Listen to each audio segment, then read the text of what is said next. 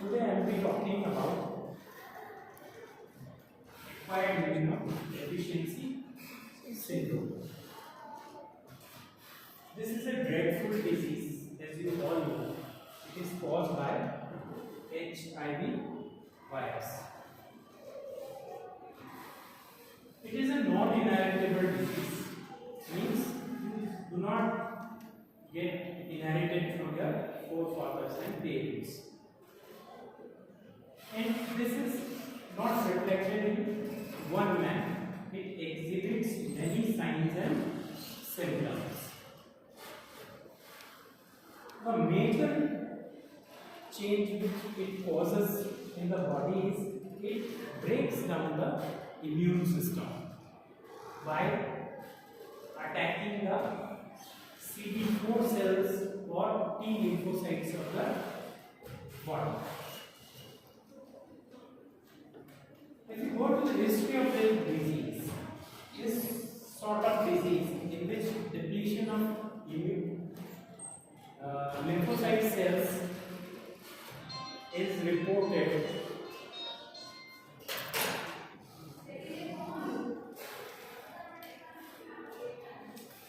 in the South Africa, where there was a practice which was earlier followed, now it has been discontinued, in which the chimpanzee flesh and its blood is used as an aphrodisiac. And in the chimpanzees, the AIDS virus, which is considered as the ancestor of AIDS virus, which used to exist in chimpanzees, was simian immunodeficiency virus. And it was considered as precursor of AIDS virus. Somehow it might have mutated and gained the significance to be transmitted into human beings. Now, what are the modes of its transmission? It is the main house of the AIDS virus is body fluids. It is contained in the body secretions as sexual secretions.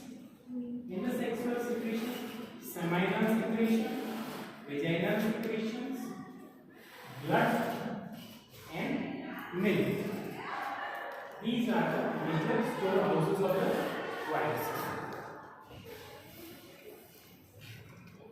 Now, how it is transferred? It is transferred through sexual intercourse.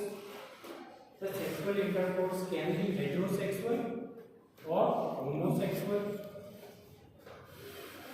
The chances of transmission of HIV virus through this mode is 70 to 75%. Another dominant mode of transmission is through blood transfusion. When the person infected with HIV, his blood is transfused to the healthy one, there are chances, and they are very high, up to 90 to 95%, that the person who has been transfused might catch the HIV infection. Another mode of transmission is surgical equipments, like the equipments used in dentistry, the equipments used in medical procedures like catheterization, like dialysis, and the procedures, other medical procedures which I have mentioned right now, as the dentistry and all that. Next mode, probable mode of infection is infection passed from infected mother to the child through milk or at the time of parturition, when the baby gets detached from the mother's body. At that time, the blood may get in contact and the infection may be passed. Third one is organ transplant. these days all the donors they are get tested for the HIV infection, but in olden days organ transplant was also the mode of transmission. And the last one is if bitten by the HIV infected person. Okay. The design of the virus is that it has outermost envelope, then a protein capsid or coat, and placed inside the capsid is RNA, and some enzymes are there. RNA is the genetic material of this viruses, and those viruses who have RNA as genetic material, they are called as retroviruses.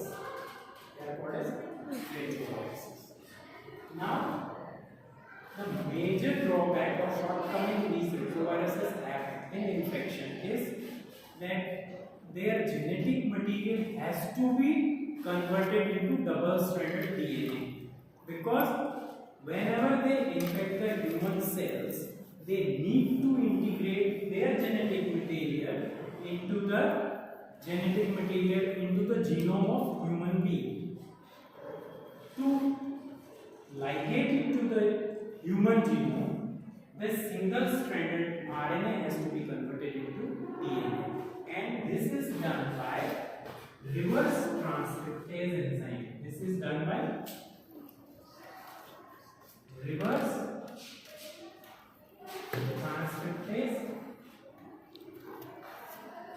Now this DNA is created, which is called as cDNA.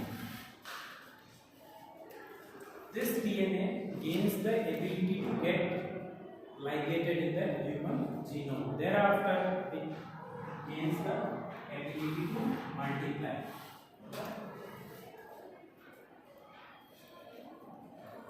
There are now the modes of transmission we have already discussed. There are unlikely modes of transmissions also. Among them are, if you are bitten by a mosquito, you are not going to catch the infection. Simple kissing. If you are sitting beside the person infected with HIV, if you are sharing the plates, if you are sharing the tumbler, you are sharing the quills, then you are not going to catch the infection. Okay? Then, if ever anybody catches infection, there are some major signs and some minor signs as well. Among the major signs, the foremost is loss of weight by more than 10% at once. Then diarrhea for 1 month and fever for 1 month without any unexplained fever and weight loss. Among the major signs are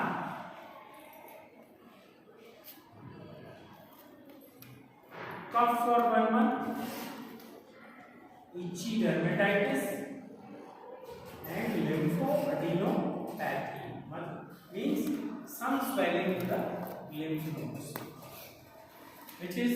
which can happen in other diseases or other clinical conditions also, but they can be counted as minor signs of having HIV infection.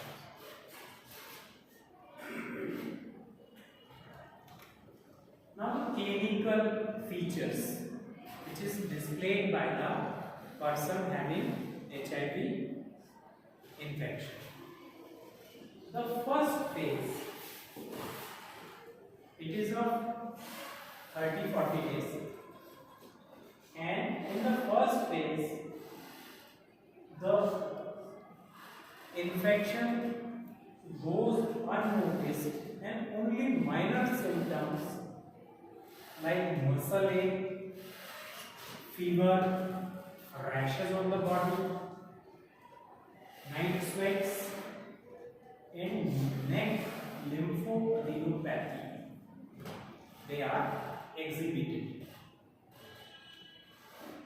The viral load is very, very low, and the CD4 cell count remains to be around 1500 per cubic mm.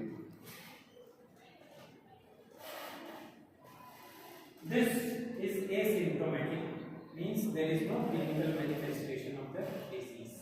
The second phase, which can extend up to 10 years. A person has HIV infection, he may not know for 10 years also. But this doesn't happen in all the cases of infected infections. Some may have of 5 years or 4 years, depending upon the immune system of the person. But in the second phase, which is also asymptomatic, means clinically not manifested, the swollen lymph nodes, viral load increases in the body. How do you come to know that viral load has increased? It is inferred through drop in the CD4 cell count. Okay, the CD4 cell count drops from this level to 15 per cubic mm. Okay, this happens in the second phase. The third phase is symptomatic, means clinically it is explicit that some problem is there with the body.